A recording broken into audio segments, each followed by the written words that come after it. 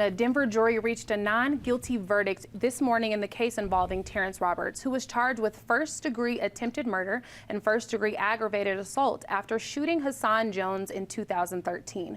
Roberts was a former gang member before turning his life around and devoting his career to anti-gang efforts in Denver and surrounding communities. Penn Tate, as being one of the attorneys at the table, what would you say? Did you think it would come to this, or what were your thoughts? I'm surprised. I did not think a jury would acquit him of this.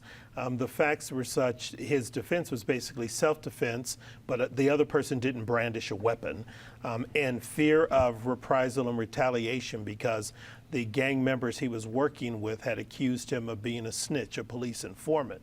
But he shot this guy 5 times, and at least 3 of the shots was while the guy was lying on the ground. So it's, you know, I didn't think the facts would work in his favor.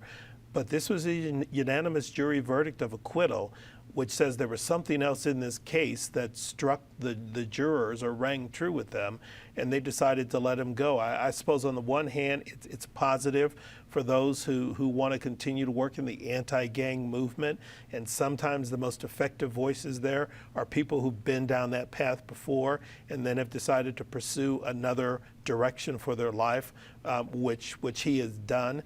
But this is surprising.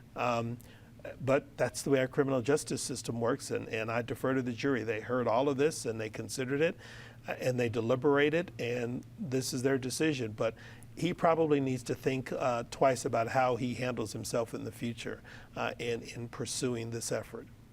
Now, Natasha, I know Terrance did an interview with 5280 magazine at some point. I'm not sure the year that it came out, and he was really influential in the community. Can you talk to me about what this means? Well, I think that that's what's important about this, is that this is a moment in this man's life that's obviously a tragic moment, but he also had a life of helping his community as well. And in fact, 5280 had an article with him after the shooting. Westward had an article as well, which I thought was brilliant, by Jill Warner, who looked at the children that he had helped through his nonprofit and looked at how this was affecting them and how they were moving forward.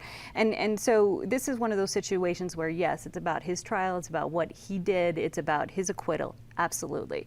But more importantly, I think it's time to refocus back on what he was trying to do with the rest of his life, which was rehabilitating the Park Hill neighborhood, finding opportunities for youth outside of gangs, finding after-school programs for these kids. And he was quite successful in doing this. The wonderful thing is there are a variety of people in the Park Hill neighborhood who have sort of picked up where he left off and have been able to make some really great advancements in that, both physically in the Holly Square area, but also throughout the neighborhood. And that's important to focus on as we look at the trial. Now, we all know what happened. Based on the reports, it's something that we're not going to be able to forget, even though the case was dismissed. What do you think is up next for Terrance? Well, I would hope he somehow manages to get back into his anti-gang work. Prodigal Son, the organization he had founded, did really great work. He was instrumental in bringing back Holly Square after a gang arson. We would not have all the developments there today if it hadn't been for Terrance really leading the charge years ago. His nonprofit has basically disappeared. It's completely changed form. It's not named Prodigal Son anymore. The kids, and there were hundreds of kids they helped, have gone on for the most part. They were very supportive of Terrance. We did talk to him last spring, and it was a really compelling interview. This is when I talked last week about this, because it is such a tragic thing. Whatever happened, and who knows if we'll ever really get to the bottom of it. Fascinating that the man he shot, Hassan Jones, chose not to testify, which I think had to really swing the trial. He was mad at the DA's office because he had been put on trial for attempted murder in a drive-by shooting this summer. He too was acquitted in pretty short time. So I'm guessing the DA is going to be looking a lot at how they prosecute attempted murder charges by gang members or former gang members. David, you're the other lawyer at the table. What's your perspective on the case? I agree with Penn that you have to respect the jury, because they're the ones who sat and listened to all the evidence and could evaluate people's credibility by looking at them while they testified.